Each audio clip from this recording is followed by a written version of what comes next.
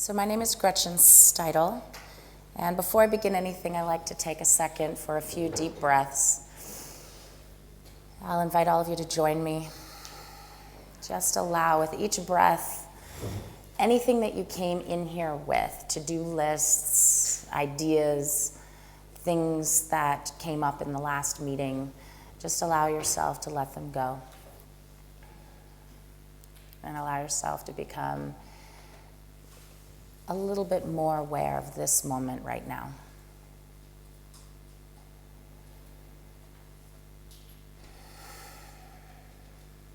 Take another deep breath in.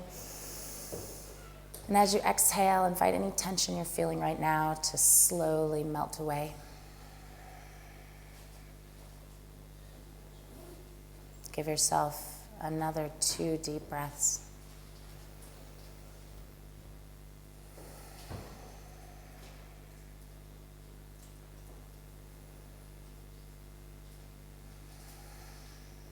Okay, welcome. So very briefly about me, and then I'm interested in learning more about you. My name again is Gretchen Steidle. I'm the founder of Global Grassroots, which is a social venture incubator that blends mindfulness with social entrepreneurship design for vulnerable women and girls in post-conflict Africa. My sort of brief history started in international finance, and after business school I discovered the world of social entrepreneurship, worked with Ashoka for a few years, and then started my own organization working with vulnerable genocide survivors. And in that process I came up against frontline workers in the Darfur crisis that were burning out in 6 months, women who are extremely traumatized by their experiences with violence that they could barely manage beyond the day-to-day, and my own stress. And so I began investing in mindfulness as a path for my own level of resilience, and then began to see how critical it might be to integrate that into the work that I was doing with other people.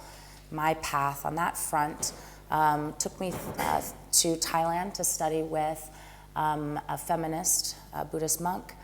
One of my teachers is an integrative breathwork practitioner, and I, over the last 15 years, have developed a breathwork practice with clients and have been very lucky to be exposed to many inspiring teachers, including Sharon Salzberg, who I have the honor of having sitting here in this classroom, who is a world-renowned mindfulness teacher over the last 40 years.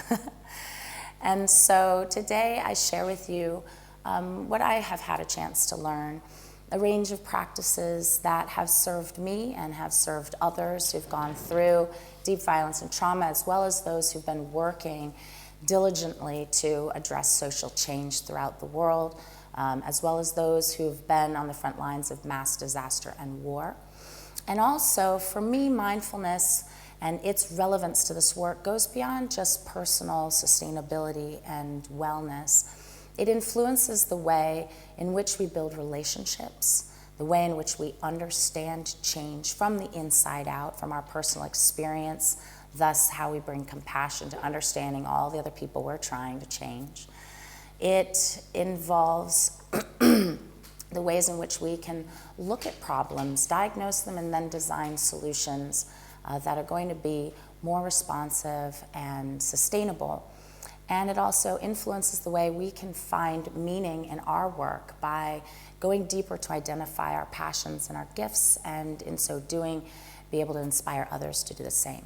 So I want to share with you this work, a range of practices for you to experience, as well as a framework, a theoretical framework that I will use to kind of structure the way that we go through the exploration together. And I hope at the end there will be something of value for each of you to walk away with to support you and the work you're trying to do in the world. So first, I'd like, now that we're in such a small group, for you to take a second just to introduce yourself to the other people sitting at your table. What brings you into this space? What are some of the challenges you're finding in the work that you're doing that that relates to your own sense of wellness and personal sustainability, the stress and challenges that you are addressing right now or dealing with, and what you hope to gain? What do you need most? What do you hope to gain from this kind of exploration of mindfulness? So take a few seconds. I'll ring a bell to invite us to sort of come back together as a larger collective.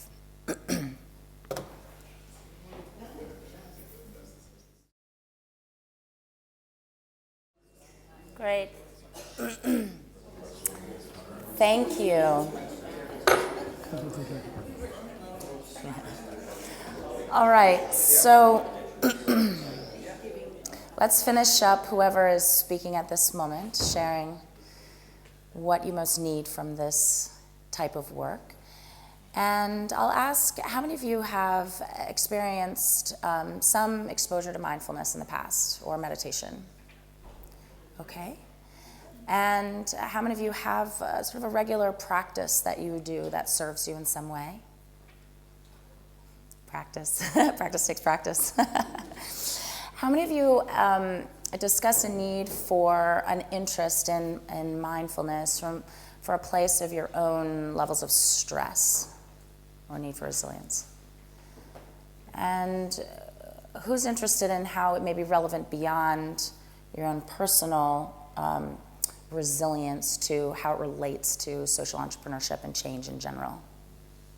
Okay. Any other issues that came up in terms of your needs that aren't embodied by sort of the general levels of stress and resilience that we're seeking? Okay, so that's exactly what drew me to this work in the first place as well.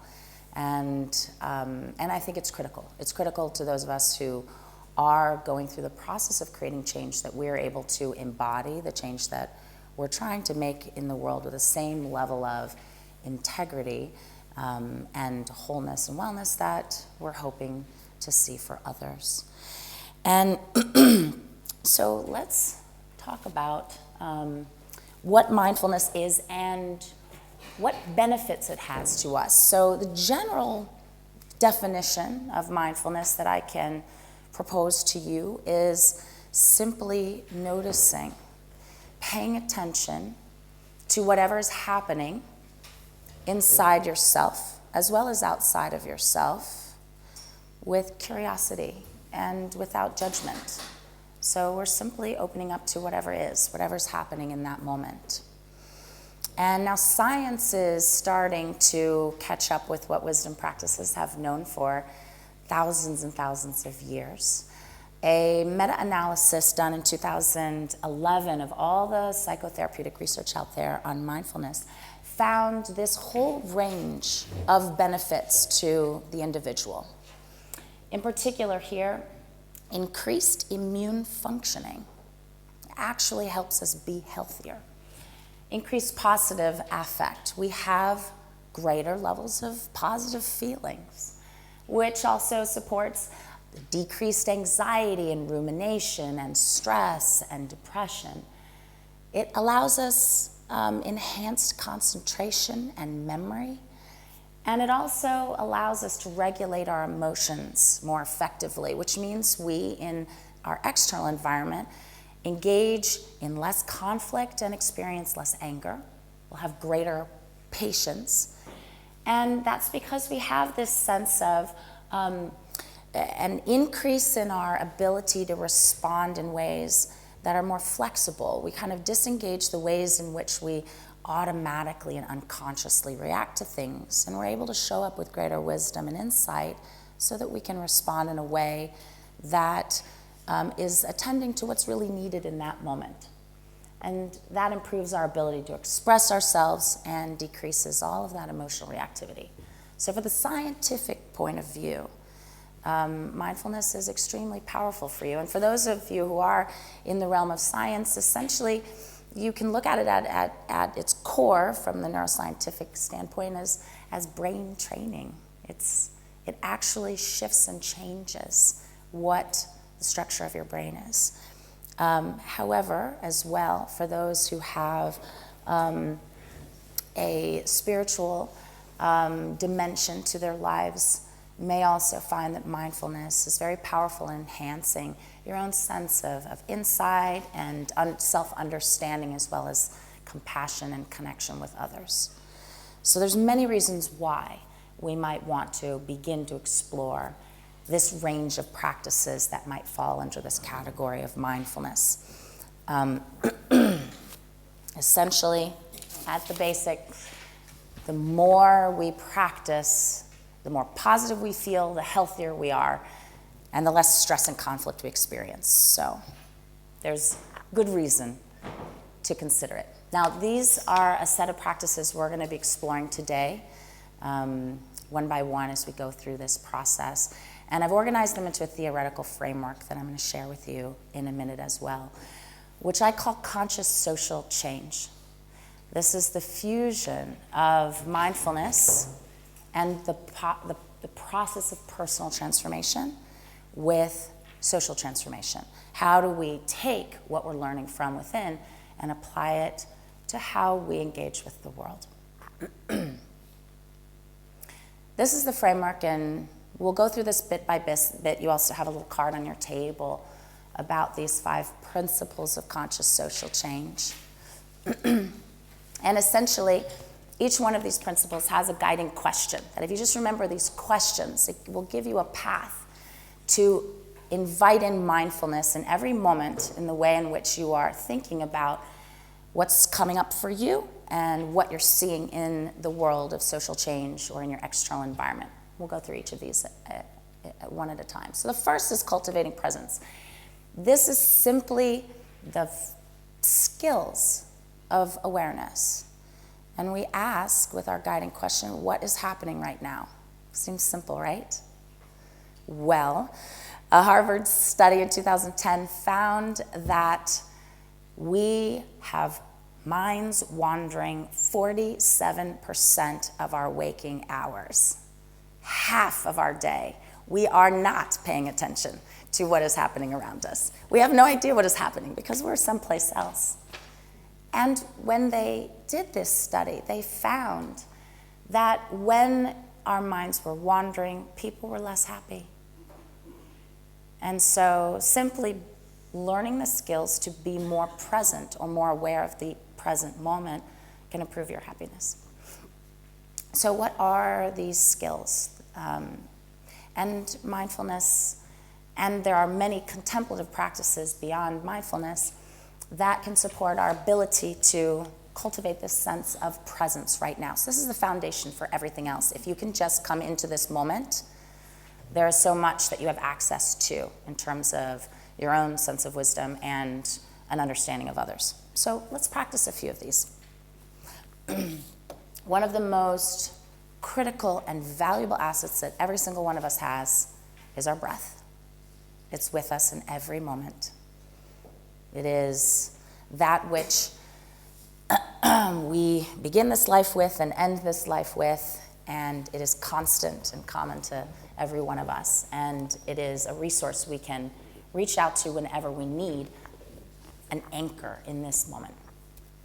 And so it becomes, in many cases, the first thread that we pay attention to when we're trying to become aware of right now, and in so doing, supports us in letting go of all the other things that distract us and stress us and create suffering and anxiety. So let's take a moment to become a little bit more familiar with that breath. So I invite you to sit in a way that's comfortable. When we do mindfulness work or meditation, it is valuable to sit in a way that, I've been told, feels noble. So and imagine if you have a string that's pulling upwards from the very top of your head. You are not so tense that you feel a level of discomfort, but you're also not so relaxed that you're not engaged. So you want to be alert but relaxed. And you may close your eyes if you wish. That helps you focus internally. Or allow your gaze to rest softly in front of you at nothing in particular. And let's just take a second to notice what our breath is doing without changing anything.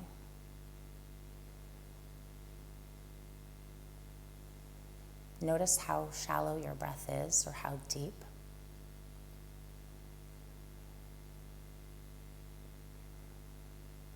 Notice its pace, how fast or how slow.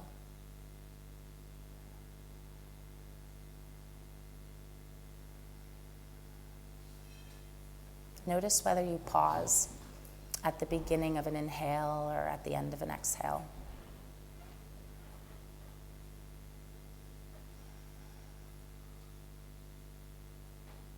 Notice how the air feels moving in through your nose or mouth, and how far into your throat and body can you feel that breath moving.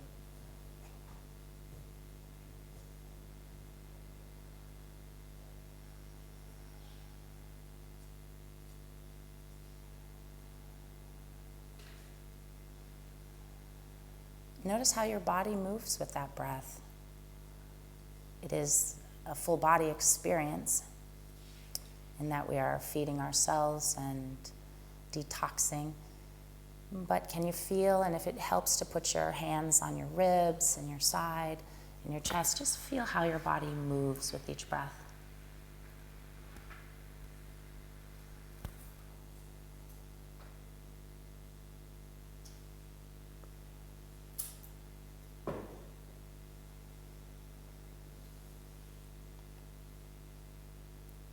And now see if you can pinpoint the moment that the inhale becomes the exhale, or the moment that the exhale becomes the inhale. It's a very almost indiscernible point.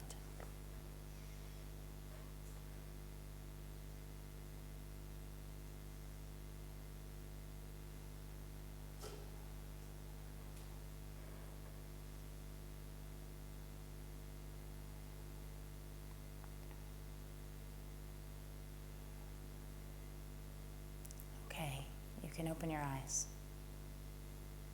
How many of you noticed something you've never noticed before? Okay, a few of you. We have, on average, 10,000 to 15,000 breaths that we take in every day. How many of them do you think you actually notice? I have this theory that if I could practice noticing every single one of those breaths, that would be like the path to enlightenment in just one day, but I have not gotten very far. So this is a start to a practice. You may count your breaths. You may simply focus on all of the sensations of breathing. You can simply take 3 breaths at any moment of the day that allow you to pause and come back into this moment. Breath becomes an anchor for your attention, and then is a doorway to many other things, including insight and the intelligence that your body is bringing to you through your emotional, physical, and mental state. And we'll explore those as well in a moment. Does anyone have any questions or anything just from that simple noticing that you saw that that you hadn't experienced before? Okay. So we can also bring mindfulness not just in moments of solitude. And we often think of that as a practice we do in isolation, in quiet, in a daily practice, which of course is extremely valuable. But we can integrate this into our everyday. One way to do that is to bring mindfulness into the tasks that we have to accomplish on a regular basis. And so a story that I read in Sharon's works was about one of her first teachers who she sat down with and asked her, please correct me if I get this wrong, tell me everything you remember about tying your shoe this morning. And she had to pause, and it was end of meeting. Every single thing that we can do.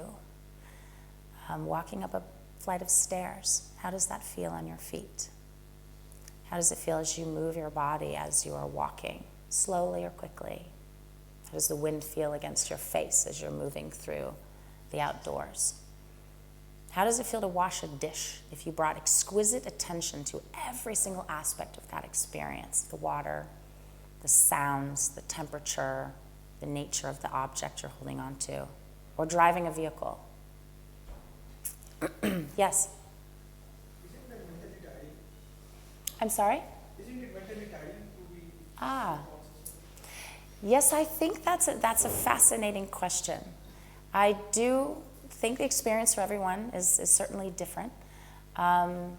It may feel in the beginning exhausting to bring awareness to everything. And I also come across experiences of the greater levels of awareness you have, the more your heart is really open to taking in all the suffering you're seeing around you too.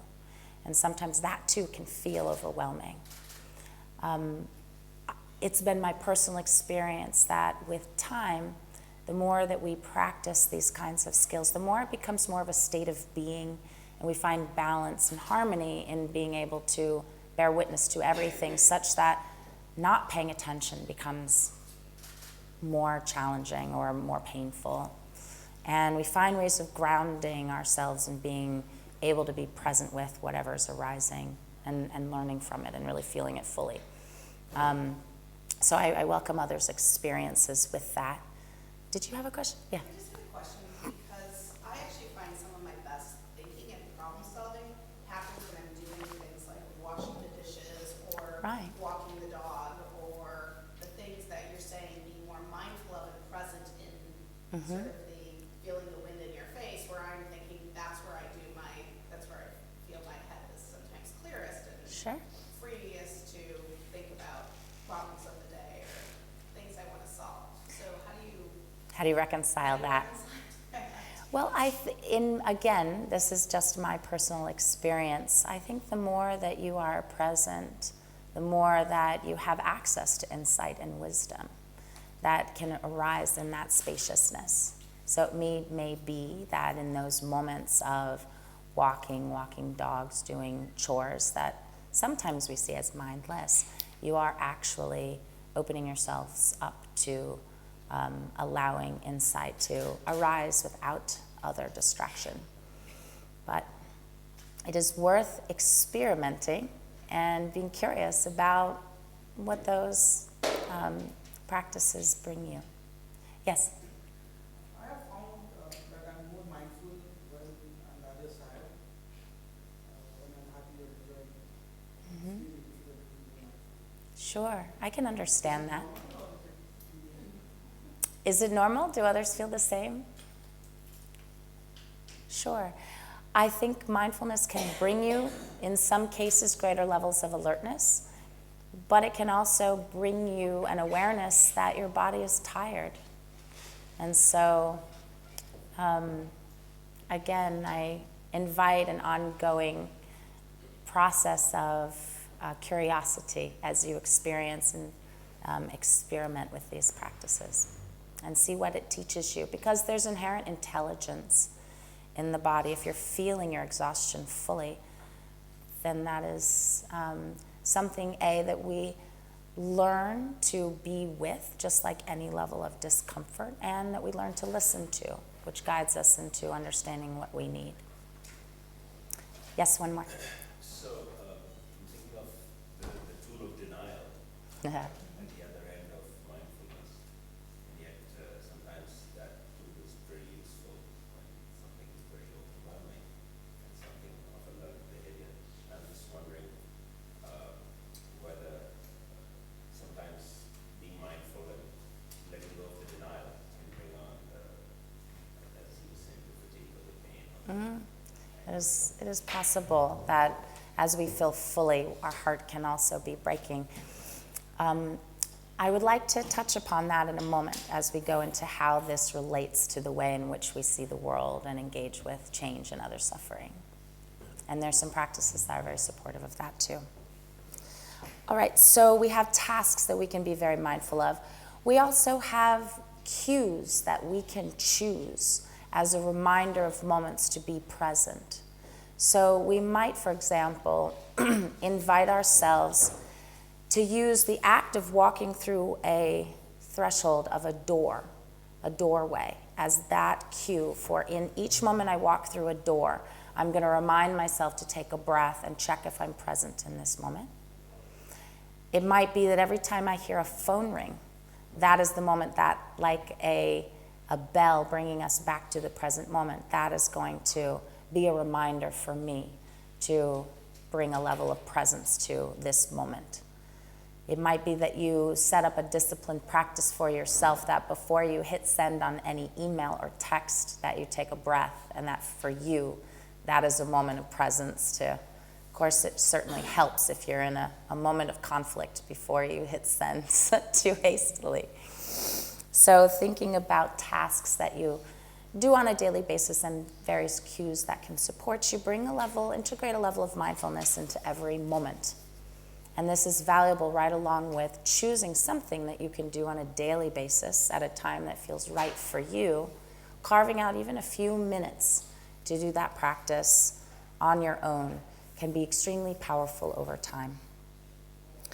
And now we're going to explore something that takes the moment of awareness of breath and moves into the different realms of our self, which I call the three centers. Yes? I was wondering, where do the benefits begin? If you just do it for 1 minute a day or an hour a day? Oh, I think there's a lot of debate about when the benefits begin. And neuroscientists are constantly studying, is it 3 minutes? Is it 7 minutes? I know, and we'll talk about this when we get into the trauma healing component of this work, that it really takes only 3 minutes of some of these practices to stimulate the side of your nervous system called the parasympathetic branch of the autonomic nervous system, which is the rest and relaxation restoring aspect of the body. And so you can start there, and certainly encourage you to work upwards. Even sitting for 7 to 10 minutes, I have found valuable. And certainly, if you are attuned to your own needs, you may find that, and stay open and curious to what's happening, you may see shifts in yourself over periods of time. You may find that you've reached a point of readiness to move on with your day or a need to stay in that space. That would be my suggestion, and I welcome recommendations from the audience too in terms of what they found. Okay. So let's go back to the practice of watching our breath. Take a few seconds to, again, close your eyes or look softly in front of you. And just breathe for a second, just as you normally do.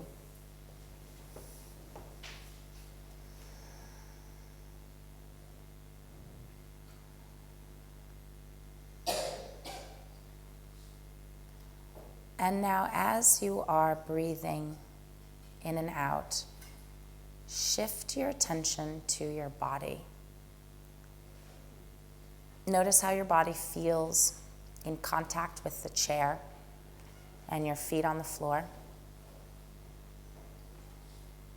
Notice the temperature, the sensation of your clothes on your skin.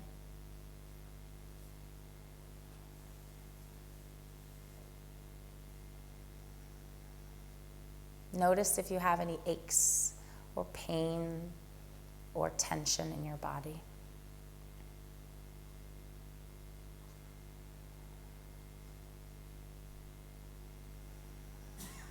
And as you exhale, invite that pain, tension, or ache to soften slightly.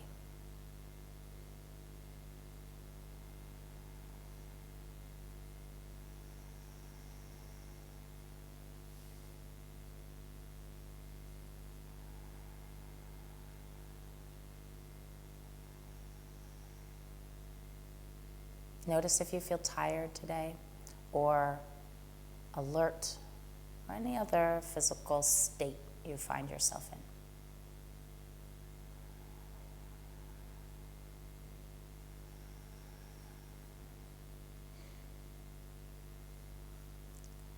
And now, bring your attention back to the breath.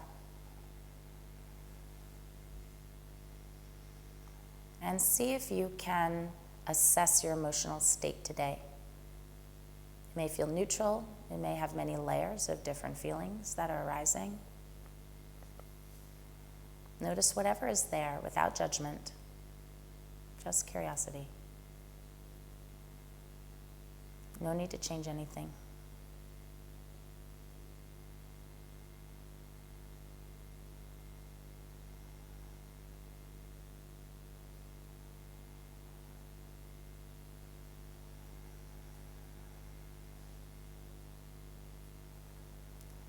And now, if you have not already, notice your mind as it brings you thoughts and ideas, messages. Sometimes it's images, memories, planning, to-do lists. Anytime a thought arises, just notice if you are spending your time in the past or you're spending your time more in the future. Again, all we have to do is watch, just like we're watching a movie. You don't have to do anything.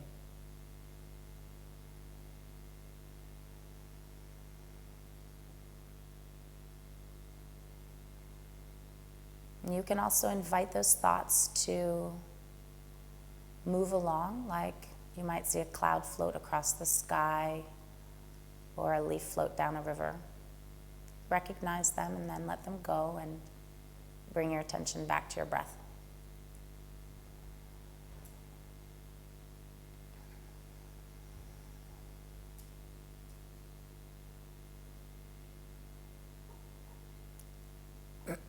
And now, remembering what you experienced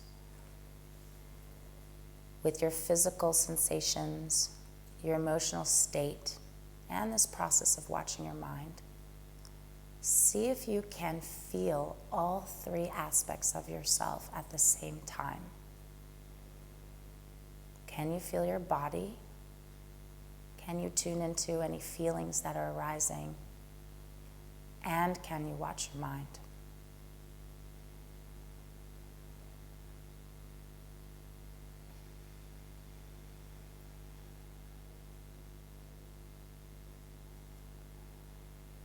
Notice which seems to dominate.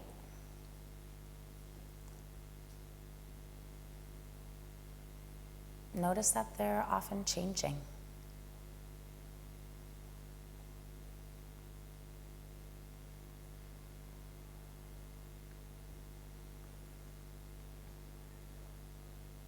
And now I'm going to invite you to stay very close to this inner experience. And gradually open your eyes. Again, stay in contact with your inner awareness as you gradually look around you. If you catch someone else's eyes,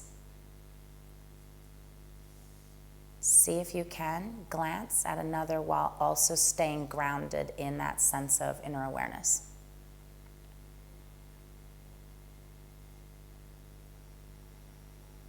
Invite 50% of your attention to be aware of what's happening around you and who you're in contact with, and 50% of that attention to stay grounded in what you're still feeling physically, emotionally, mentally, or just your breath.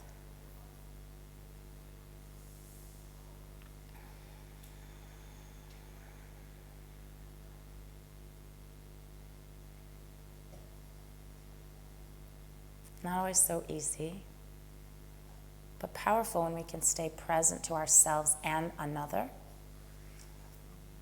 especially in conversation. I know many of us have probably had the experience of talking with someone who is very obviously not listening, and probably been doing that ourselves. We spend a lot of time thinking about what we're going to say next, as opposed to really hearing the other person. And often it's just our presence that is all that is needed. I remember working with survivors of Haiti's earthquake when There was nothing, absolutely nothing that I could do to change the circumstances that their loved ones had been crushed in a building. But simply being present meant that their showing up however they were was also enough. And so the ability to be able to be sitting in that complete awareness of yourself and other is itself a service and a vital tool to being able to be aware of another's suffering, especially in the realm of social change. So we call this 50-50 attention. And I invite you to experiment with this today as you move into meetings and conversations. See what it feels like to really be aware of whatever is arising in you. It could be annoyance, impatience, fascination, whatever's coming up for you, and listen, and deeply listen, and be present, and observe. So, how many of you found that one of these three centers really dominated your attention? Mind? How many found that mind was really, in many of our Western cultures in particular, we're kind of heads walking around. How about your emotional state? How many found that was really more powerful? Sometimes we don't feel that until it's like completely running away with ourselves. And then how about physical body? Who found that that was really dominating? Okay, so sometimes we have a default, that which really drives us that we may not even be aware of. And being able to be present to that allows us decreased levels of unconscious reactivity. The more we see, oh, my exhaustion is really overpowering me, or this physical pain is causing me irritability, or the less likely we are to have that experience move us into a place of reactivity. And we're going to also talk about that in a second. Now I'm going to move on, and we'll come back to a couple of these other practices in a second, to the second principle of conscious social change. Once we learn these practices of be able to be present and ask the question, what is happening now? It's really our responsibility to go beyond contemplative practice and self-awareness, to go proactively and work on the aspects of ourselves, our unconscious patterns, our fears, the ways in which we react, so that we do not distort our work in the world. So, what does this look like? All right, this is a bit of a complicated framework, but not really. If you think about the things in your life that you really want to change, think about now the things that bring you the greatest stress and anxiety. Most of what we want involves, and most of the things that cause us stress simply are wanting things to be different than they are. We either want what we don't have. I would need more funding for my work. I want greater visibility. Or we don't want what we do have. Like if I could just get past this conflict with whoever. We are constantly on either side of this spectrum, which is often called attachment or detachment or aversion. There are many things that we struggle with. And if you really look at those things, we have either a choice to accept them or to act to change them. But it's getting caught up in the wanting them to be different that really results in all the stress we have. Now, if that goes too far, what you start seeing, and I'm sure we've all worked with people like this, we get so fixated on our agenda. It's like my way or the highway. This is the only program that's going to work. This person on this team won't listen to anybody else. They want it this way, and they get so attached to my success. Getting this is everything hinges on it. Our happiness hinges on it, that we get stuck. On the other end, we burn out. We get to a place of, I can't do this anymore. It's not my problem. I don't deserve this. I can't take it. And that results in either level of disillusionment or complete burnout. We're susceptible to this on a regular basis. What mindfulness does is allow us to walk this middle path of balance. it allows us to be aware of when we're falling to one side or the other so that we can invest in our own restoration, so that we come back into this place of wholeness. And in this place of balance, which is a very difficult place to walk, we have that capacity to be aware of what is. We can sit with some of the most horrific acts of violence and suffering, but we also have that same commitment to change and this desire to live from the highest place of what's right and justice. And so we begin to find clarity about what is our role to contribute versus fix everything. We get a chance to set boundaries between the needs that we have and the needs of others, and we come from this place of balance and action. And so this is where practice allows us to find when we're going on either side and to invest in this middle ground. That way, what we do is not born out of a place of reactivity, but much greater wise response. So this also leads us to really ask about our intentions about what we do. So I was at this program at a well-known mindfulness institute, and one of the facilitators had led a really powerful experience, and there's about 300 people in this room, and she asked for people to share their personal experience with that practice. And a woman stood up, and she was very emotionally very emotional at that point, and she was talking about that experience and what it meant to her personally, and she started crying, and like tears and snot were running down her nose. And I'm sitting a few rows back, and I see this woman next to her totally agitated, and she's like looking all around like this. And she finally finds a box of Kleenex, and she pulls out all these tissues, and she reaches up and wipes the woman's face for her right in the middle of talking. And then she seemed like totally satisfied, and she sat down. And I'm thinking, all right, good intentions, delivery, not so good. And I think sometimes the way we go about social change work is often in the same way. We have good intentions. Sometimes, though, we're motivated by our discomfort at suffering. We want it to get better, fast, and we're going to do something. We want results. And our intention and our intensity about that work sometimes comes from this place, as well as, we need it to get better. We also are avoiding whatever it is that we dislike.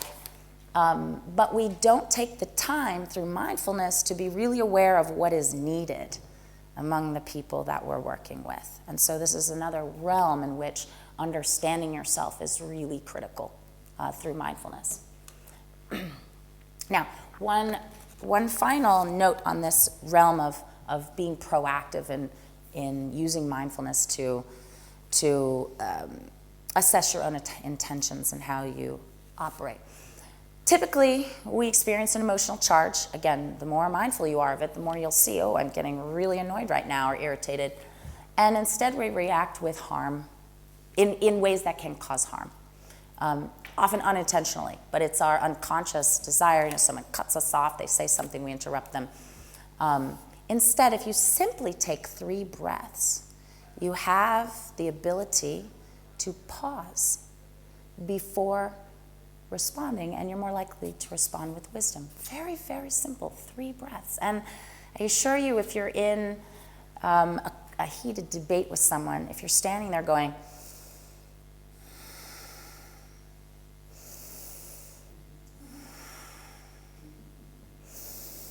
they're going to be like, oh, geez, what's going on here? So it can diffuse tension and also create awareness. So how is this relevant in social change? One of the practices that I teach with my women in Rwanda and Uganda is this taking 3 breaths. And I'd ask my group, has anyone had a chance to experience this in their lives outside of our classroom? And a woman raised her hand one time, and she said, before I came to class yesterday, I had tidied up my whole house. And when I got home, my kids had messed up the whole place. And I was so angry with them. I usually beat my children. Today I remembered what you said. And I took 3 breaths, and I closed my eyes, and I realized I don't want to hurt my children. I want them to clean up the house. And so I was able to sit there with my eyes closed, and I told them, I'm going to stand here like this till you clean it all up. And they did. And I didn't have to hit my children today. Now that alone is powerful. But she was working on a social venture engaged in domestic violence. And in this process, recognized her own role in this system. It shifted the way she thought about her social change intervention. And rather than simply working on conflict between couples, they started integrating aspects of parenting, especially how violence was showing up in the way they were raising their children. And so this simple act of 3 breaths can be extremely transformative. It allows us to understand change from the inside out. The more that we see change is really hard because we do get stuck. And the more we have compassion and understanding, change may be difficult for other people. And so then the way that we motivate them comes from a place of common ground. Instead of just sticks and carrots to get them to comply, we have a deeper understanding of what's going to invite long-term transformation. All right, now, we ask, what is happening? We notice the emotional charge. We take our 3 breaths and pause, and then we ask what is needed and what is true. How much of this is our own stuff? Recognizing the challenges of change in ourselves brings compassion and patience and wisdom for working with others. All right, now what is happening now and what is needed is the next step. And so even as we are proactive in working with ourselves, we also need to know how to restore ourselves when we get too burnt out. And that's extremely critical. How does stress affect us to do our work? We all have negative coping mechanisms, ways that we deal. Here are 16 major ways that our exposure to other people's trauma and stress and chronic stress affect us. Some of these may be familiar to you and those that you've worked with. These are sort of the extreme levels we get to. And what do we do with this? There's addiction, there's overwork, there's distraction. We numb ourselves, we drink and eat what we shouldn't, we check out completely. We distract ourselves. There's all sorts of things that we do. I invite you to take just a second to jot down the things that you typically do when you're feeling stress that are not helpful to you. They're actually working against well-being. And these are your signposts.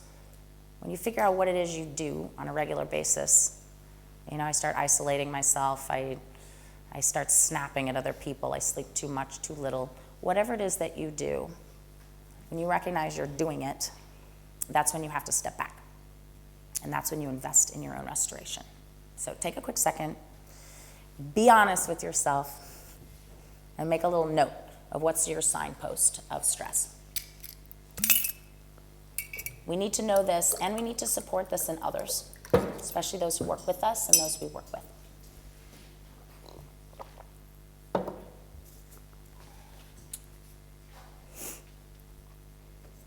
And so once we know what it is that is our signpost for stress, we instead need to engage with a self-care plan that we use to invest in ourselves.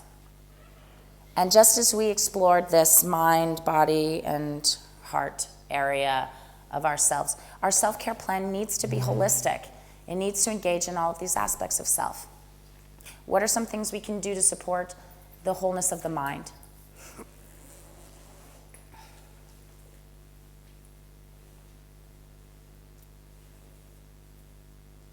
Anything? Inspirational documentaries, reading a book. What other things might benefit your mind in a positive way? Like sports. Sports? Running or whatever. Sure. Now that can be also mentally powerful as well as physical. Athletics. Music. Great. What else? Creative pursuits. Sure. What about physical well-being? What are some of the things we can invest in for our physical well-being? we're really good a lot in the social change sphere of sacrificing ourselves. It's often, in some cases, especially in humanitarian aid realms, a badge of honor. You know, what, you only slept 4 hours last night? I've only slept 4 all week. You know, this is not a badge of honor. We need to represent that self-care as actually important within our organizations and create a whole new culture, or else we can't do the work that we're doing. It's a disservice. So, athletics, what else supports the body? Good food, nutrition, water, sleep. Ariana Huffington has been speaking about sleep for so long now. It's like, come on, people, sleep.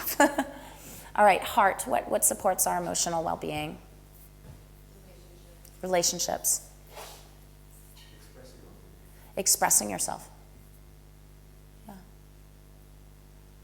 If we had more time, I'd ask you to take time to really fill this out for yourself while we're sitting here, but I want to invite you to do that as you go forth and complete this conference. Think about what you can do on all these levels, and certainly if you have a religious practice or a spiritual dimension to yourself, there's other things that you can invest in here now. So when you find yourself engaging in those negative coping mechanisms again, this is where you go instead of where we typically do.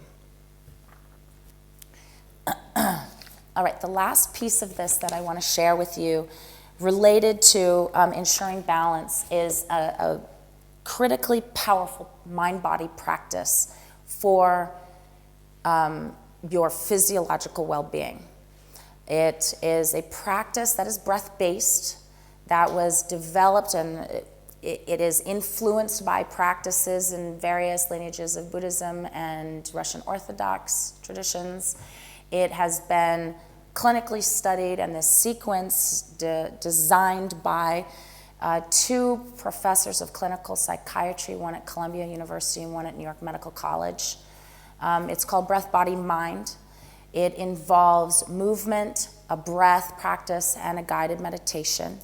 We've been using this. I've done this work with Hurricane Katrina survivors, Haiti earthquake survivors, genocide and sexual violence survivors in Rwanda and Uganda, with ER doctors, with those who've, it has been used with 9/11 first responders in New York City, with tsunami survivors in Southeast Asia, and with combat vets and others. It is extremely supportive of those who not only have experienced trauma, have witnessed traumatic experiences, work with those who are traumatized, but are also involved in this sort of stress that is chronic. So when we are in a place of stress, we are stimulating the side of our autonomic nervous system, the sympathetic side, that is the fight, that is responsible as well for the fight, flight, and freeze response. That floods our body with things like cortisol and adrenaline, which after a short period of time become very toxic to the body. And if we continue to operate in that way, our nervous system can kind of get stuck. We can either experience it being stuck on, where we're always in this place of stress management, or we can feel extremely depleted, where we're like a battery that just can't charge again, or it can not self-regulate and kind of be erratically turning on and off, where we start to see some of these symptoms that in aggregate become the symptoms of post-traumatic stress. You know, our sense of hypervigilance, like, you know, this being startled, feeling like totally engaged or exhausted all the time.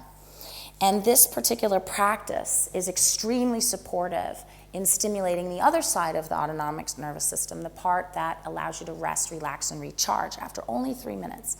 The breath piece of this is called coherent breathing. It's breathing at a pace of 5 breaths per minute. And when you do this for a period of time, they prescribe 20 minutes twice a day over 2 months for someone who's severely traumatized. It significantly reduces the symptoms of PTSD. And this is stuff that you hold in your body that you can't like get at through language. And so there is a way that your own body can heal stress. And it's a powerful practice once you learn it that you can take with you into any kind of setting. So I'm going to share that with you right now. And like I said before, it takes only 3 minutes to really start to feel the way this feels. So we're going to do this quickly, not the whole sequence. We use Qigong, sometimes yoga, then this practice, then a guided meditation as the complete trauma healing package that we work with. But I just want you to experience the breath. You're going to breathe in and out of your nose. That's more relaxing than the mouth. Open mouth breathing is more activating. So breathe in and out of your nose. You're going to take full breaths. So the pace of breathing will be marked with these gongs you're going to hear. So you hear one gong and you breathe in. You hear the next gong and you breathe out. And try and space your breath to fill up the space between the two gongs. But if you breathe all the way in and you haven't heard the next gong, just pause until you can space it out. And that's really all you need to know. If you have a practice, are familiar with Ujjayi breath through yoga, this is resistance breathing where you have a little bit of a sound in the back of your throat. That's also very stimulating to the vagus nerve that runs in the back of your throat, which turns on that rest relaxation system. But if you don't know that kind of resistance breathing, don't worry about it. It's the pace that's most important. So I invite everyone again to sit in a way that feels noble and engaged. And we'll start our gongs. Ready on this breath. Breathe in a little louder. Breathe out.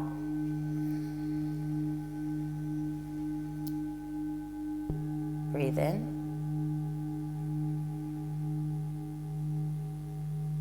Breathe out.